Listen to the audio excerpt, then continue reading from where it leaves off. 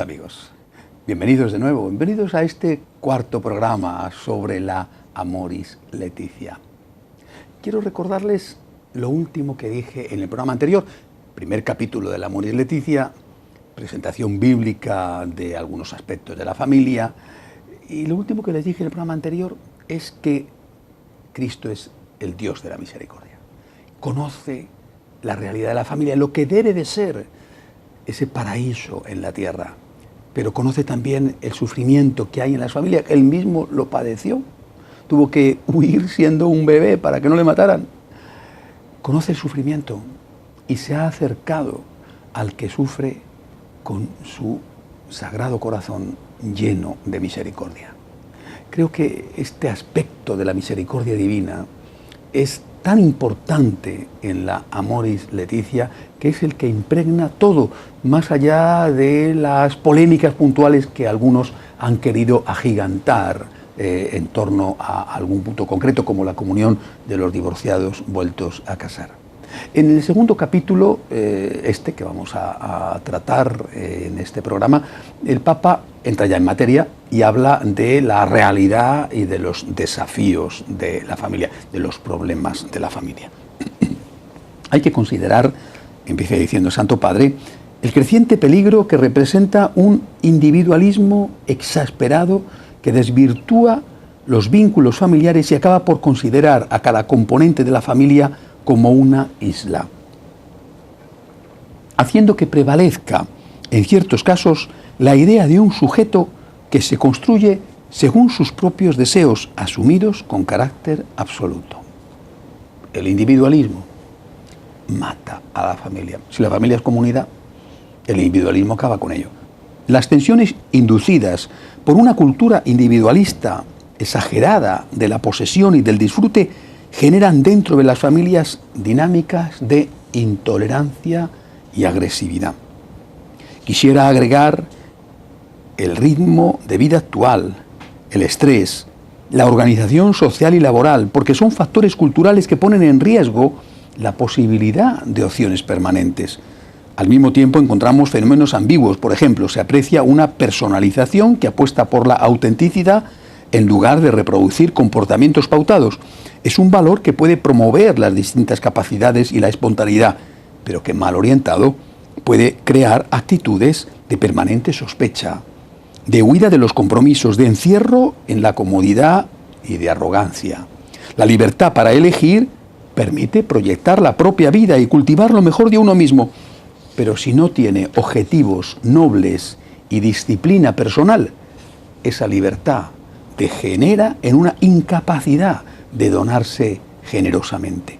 De hecho, en muchos países, sigue diciendo el Papa, donde disminuye el número de matrimonios, crece el número de personas que deciden vivir solas o que conviven sin cohabitar. Podemos destacar también un loable sentido de justicia, pero mal entendido convierte a los ciudadanos en clientes que solo exigen prestaciones de servicios. Algunos de los problemas, de los desafíos que tiene la familia, ese, por ejemplo, individualismo atroz, que es una de las causas de que no haya matrimonios. El Papa añade, si estos riesgos se trasladan al modo de entender la familia, esta puede convertirse en un lugar de paso al que uno acude cuando le parece conveniente para sí mismo o donde uno va a reclamar derechos, mientras los vínculos quedan abandonados a la precariedad voluble de los deseos o de las circunstancias. En el fondo, hoy es fácil confundir la genuina libertad con la idea de que cada uno juzga como le parece, como si más allá de los individuos no hubiera verdades, valores, principios que nos orienten, como si todo fuera igual y cualquier cosa debiera permitirse. Qué claro es el Papa, ¿verdad? Está diciendo, pero sin ningún pelo en la lengua, que hay valores, que hay cosas objetivas, que no podemos caer ni en la ética de situación, ni en la ética del relativismo, ni en la ética del subjetivismo, porque si perdemos de vista la objetividad del bien y del mal, lo primero que se destruye es la familia. En ese contexto, sigue diciendo el Papa, el ideal matrimonial con un compromiso de exclusividad y de estabilidad termina siendo arrasado por las conveniencias circunstanciales o por los caprichos de la sensibilidad. Hoy ya no siento nada por ti, ahí te quedas, ahí te quedas. Y hace unos años nos casamos o nos fuimos a vivir juntos, sentía muchísimo, hoy ya no siento nada, ya no tienes nada que aportarme, ahí te quedas. A esto estamos reduciendo el amor. Se teme la soledad, dice el Papa, se desea un espacio de protección y de fidelidad, pero al mismo tiempo crece el temor a ser atrapado por una relación que pueda postergar el logro de las aspiraciones personales. Se quiere todo sin querer pagar nada a cambio. Si hay un síntoma de inmadurez, es precisamente este, y caracteriza a la sociedad contemporánea, y el Papa lo recoge en su exhortación apostólica.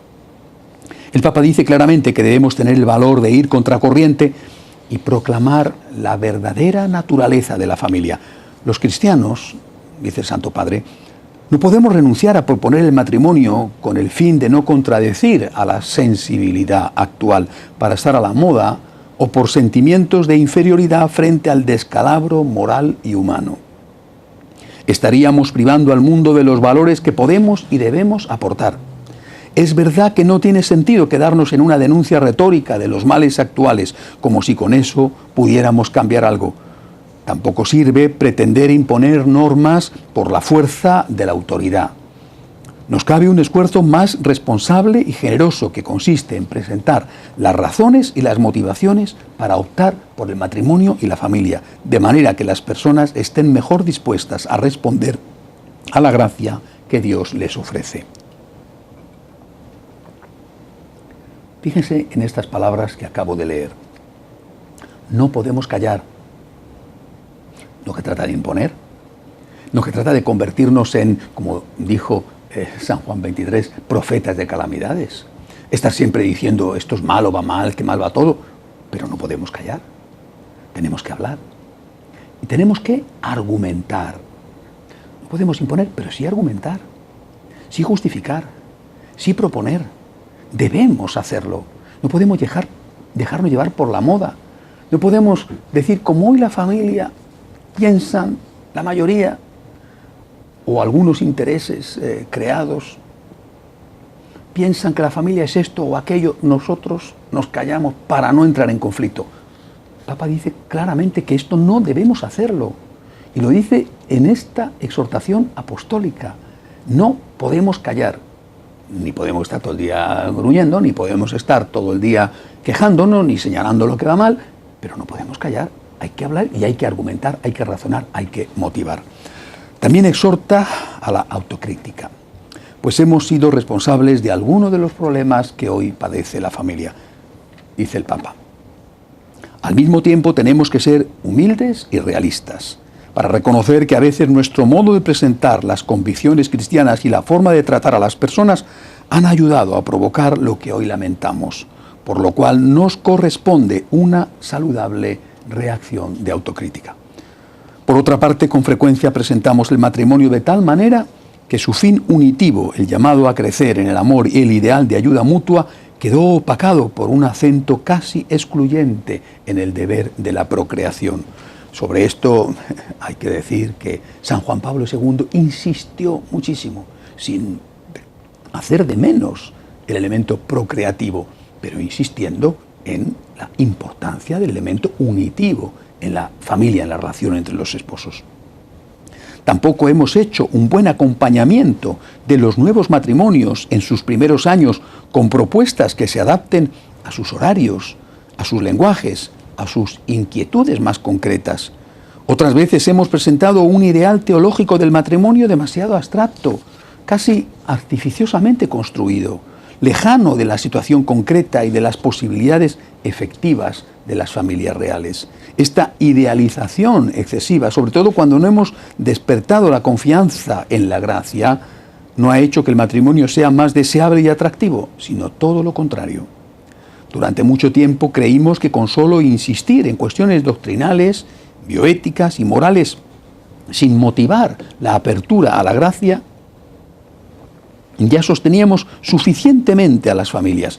consolidábamos el vínculo de los esposos y llenábamos de sentido sus vidas compartidas. Vamos a ver. Si a un cojo, si a un lisiado, le dices, tienes que dar un brinco, tienes que saltar 2 metros, tienes que correr el maratón, pues, por mucho que le digas, esto es estupendo, es maravilloso si lo consigues, te va a mirar con una cara diciendo, pero si estoy cojo, pero si no puedo andar, pero ¿cómo voy a correr yo el maratón si estoy cojo?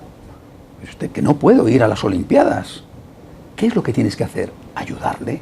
Tienes que mostrarle el ideal, pero tienes que ayudarle.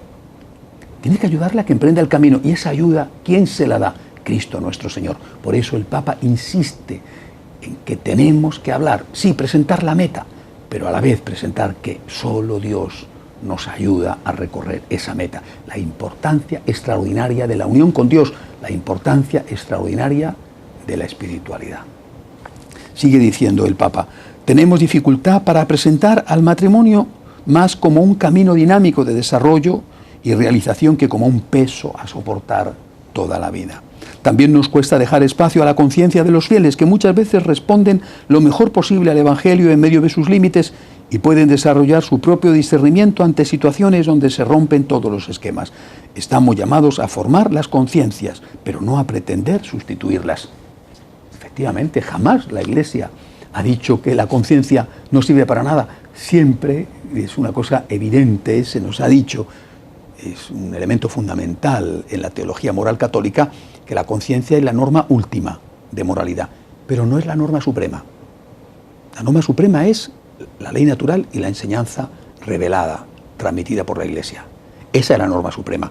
Esa norma suprema yo la aplico a mi vida, la norma última, pero la norma última, mi conciencia, tiene que tener en cuenta, y no como una voz más, sino como una voz que nos determina, tiene que tener en cuenta la norma suprema, que es la enseñanza de la palabra de Dios, la enseñanza de la Iglesia. Más adelante, tras constatar nuevas dificultades y desafíos, el Santo Padre vuelve a insistir en la necesidad de presentar la familia a un mundo que no la valora lo suficiente. Nadie puede pensar que debilitar a la familia como sociedad natural fundada en el matrimonio es algo que favorece a la sociedad. Ocurre lo contrario, perjudica a la maduración de las personas, el cultivo de los valores comunitarios y el desarrollo ético de las ciudades y de los pueblos. Ya no se advierte con claridad que solo la unión exclusiva e indisoluble entre un varón y una mujer cumple una función social plena, para ser un compromiso estable y por hacer posible la fecundidad. Qué clarísima defensa de lo que es la verdadera familia. Vuelvo a repetir este fragmento del Amoris Laetitia. Dice el Papa, ya no se advierte con claridad que solo la unión exclusiva e indisoluble entre un varón y una mujer cumple una función social plena, por ser un compromiso estable y por hacer posible la fecundidad. Esto es una tragedia, y el Papa lo destaca, que solamente esta unión, insisto, dice exclusiva e indisoluble, es entre un hombre y una mujer, es la que cumple la función social plena. Debemos reconocer la gran variedad de situaciones familiares que pueden brindar una cierta estabilidad, pero las uniones de hecho o entre personas del mismo sexo, por ejemplo, no pueden equipararse sin más al matrimonio. Un enfrentamiento claro, rotundo, explícito del Santo Padre con uno de los principales elementos que constituyen la ideología de género. Lo vuelvo a repetir. Debemos reconocer la gran variedad de situaciones familiares que pueden brindar una cierta estabilidad, pero las uniones de hecho o entre personas del mismo sexo, por ejemplo, no pueden equipararse sin más al matrimonio. Ninguna unión precaria o cerrada a la comunicación de la vida nos asegura el futuro de la sociedad. Pero, ¿quiénes se ocupan hoy de fortalecer los matrimonios, de ayudarles a superar los riesgos que los amenazan, de acompañarlos en su rol educativo, de estimular la estabilidad de la unión conyugal?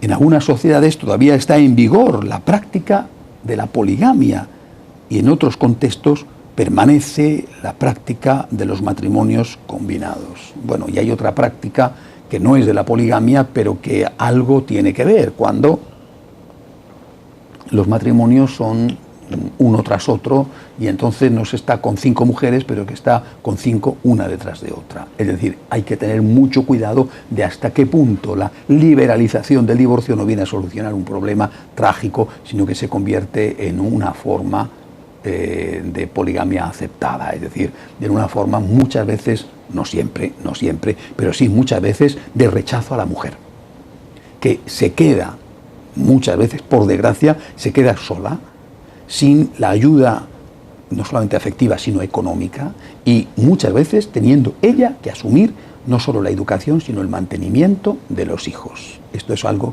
que realmente hay que tener en cuenta en cómo está evolucionando nuestra sociedad, sobre todo en Occidente. En numerosos contextos, sigue diciendo el Santo Padre, y no solo occidentales, se está ampliamente difundiendo la praxis de la convivencia que precede al matrimonio, así como convivencias no orientadas a asumir la forma de un vínculo institucional. Está hablando de esta tragedia que es la proliferación de las uniones de hecho. Tantos jóvenes de buenas familias católicas, con padres que les han dado un buen ejemplo. Otros quizá no es así, pero muchos de familias donde sus padres han luchado por mantener la unidad familiar, la unidad del matrimonio, y a veces con grandes dificultades. Dificultades de carácter, dificultades de distancia, dificultades de economía. Y que después ellos, en lugar de acoger el testimonio riquísimo, ejemplar de sus padres, deciden emprender la aventura de una relación sin casarse, es decir, sin que esa relación les lleve a unirse en matrimonio, y son católicos. Esto, dice el Papa, es una tragedia, porque esto no favorece la estabilidad y, por supuesto, si son católicos, no reciben la gracia del sacramento. En varios países, añade, la legislación facilita el avance de una multiplicidad de alternativas, de manera que un matrimonio con notas de exclusividad, indisolubilidad y apertura a la vida termina apareciendo como una oferta anticuada entre muchas otras. Por ejemplo, se dice, el matrimonio tradicional, y con eso se quiere decir que es un matrimonio antiguo, tradicional, la tradición. Bueno, mire usted, cuando nuestras abuelas vestían con aquellos vestidos, ¿no? Cuando los hombres de la Edad Media o cuando los hombres prehistóricos, ¿no? Bueno, la tradición, bueno, en cambio ahora es lo moderno, como opuesto a lo tradicional. Nos están tendiendo una trampa. Tenemos que hablar no de la familia tradicional, no del matrimonio tradicional, tenemos que hablar de la realidad, la familia natural. La familia natural, la primera batalla que no podemos perder es la batalla del lenguaje, y es la batalla donde generalmente perdemos. Hay que hablar de la familia natural, porque es natural. Es de la naturaleza que el hombre se una con la mujer y que estén abiertos a la vida. Eso es lo natural. Lo artificial es otra cosa. Es decir, lo opuesto a natural es artificial. El otro tipo de familia, si es que se le puede llamar familia, es artificial. Lo natural es esto. Y si defendemos la naturaleza, si somos ecologistas, si queremos defender, pues, por supuesto, las focas, las ballenas, los osos polares, tendremos que defender la ecología humana. Y esa ecología humana es la familia natural, la familia donde se refleja, donde se recoge lo que está escrito en la naturaleza humana. Esto, aunque no lo diga explícitamente, también lo recoge el Santo Padre en la exhortación apostólica. Avanza en muchos países una deconstrucción jurídica de la familia, que tiende a adoptar formas basadas casi exclusivamente en el paradigma de la autonomía de la voluntad. Si bien es legítimo y justo que se rechacen viejas formas de familia tradicional, caracterizadas por el autoritarismo, por eso dice tradicional, esa es la tradicional, no la natural de un hombre y una mujer, e incluso por la violencia, esto no debería llevar al desprecio del matrimonio, sino al redescubrimiento de su verdadero sentido y a su renovación. La fuerza de la familia reside esencialmente en su capacidad de amar y de enseñar a amar. Por muy herida que pueda estar una familia, ésta puede crecer gracias al amor. El Papa dedica también unas palabras a la situación de la mujer, tanto a la violencia contra ella como a los excesos de un feminismo radical. En esta breve mirada a la realidad deseo resaltar que aunque hubo notables mejoras en el reconocimiento de los derechos de la mujer y en su participación en el espacio público, todavía hay mucho que avanzar en algunos países. No se terminan de erradicar costumbres inaceptables. Destaco la vergonzosa violencia que a veces se ejerce sobre las mujeres. Vergonzosa violencia, condena absoluta. El maltrato familiar y distintas formas de esclavitud que no constituyen una muestra de fuerza masculina, sino una cobarde degradación. La violencia verbal, física y sexual que se ejerce contra las mujeres en algunos matrimonios contradice la naturaleza misma de la unión conyugal. Pienso en la grave mutilación genital de la mujer en algunas culturas, pero también en la desigualdad del acceso a puestos de trabajo dignos y a los lugares donde se toman las decisiones. La historia lleva las huellas de los excesos de las culturas patriarcales, donde la mujer era considerada de segunda clase, pero recordemos también el alquiler de vientres o la instrumentalización y mercantilización del cuerpo femenino en la actual cultura mediática.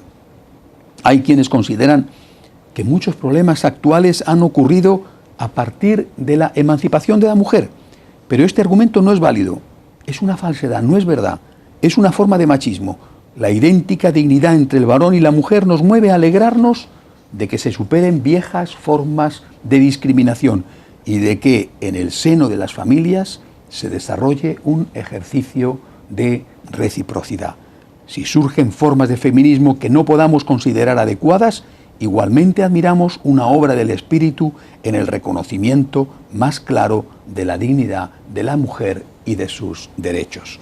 Otro asunto que afronta con claridad el Santo Padre, un asunto de enorme actualidad, es la ideología de género y sus consecuencias nocivas para la familia.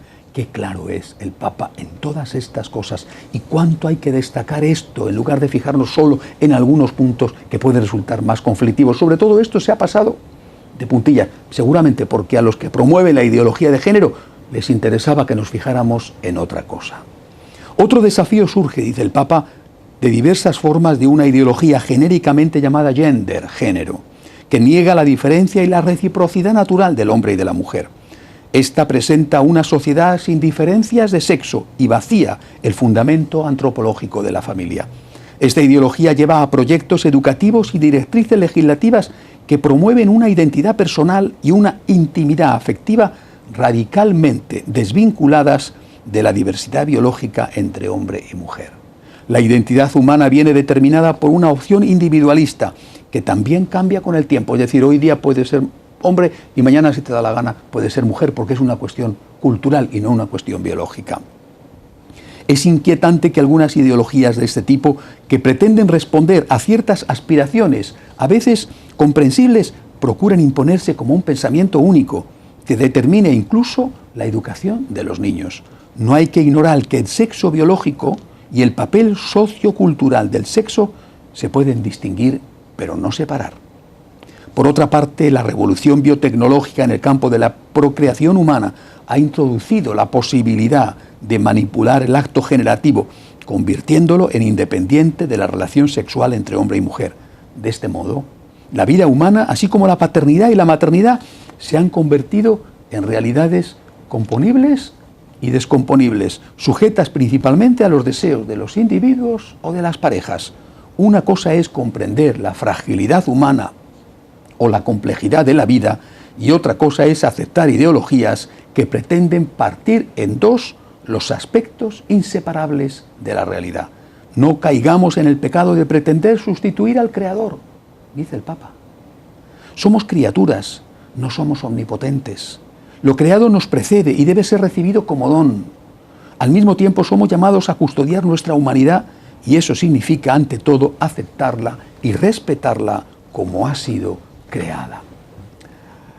Vaya capítulo importante, ¿verdad? El Papa conoce toda la realidad y la expone, pero qué valentía, qué manera de enfrentarse con los principales retos que tenemos hoy, con la ideología de género. Decir que es el matrimonio, la unión de un hombre y de una mujer, y que solamente la familia, entendida así y abierta a la vida, cumple una función social, y que no debemos dejarnos avasallar por estas ideologías que pretenden introducir lo artificial, separar lo natural, es decir, separar la existencia biológica del sexo de la función de ese sexo. Démosle gracias a Dios por estos bellísimos capítulos de la Amoris Laetitia y seguiremos, si Dios quiere, la semana que viene.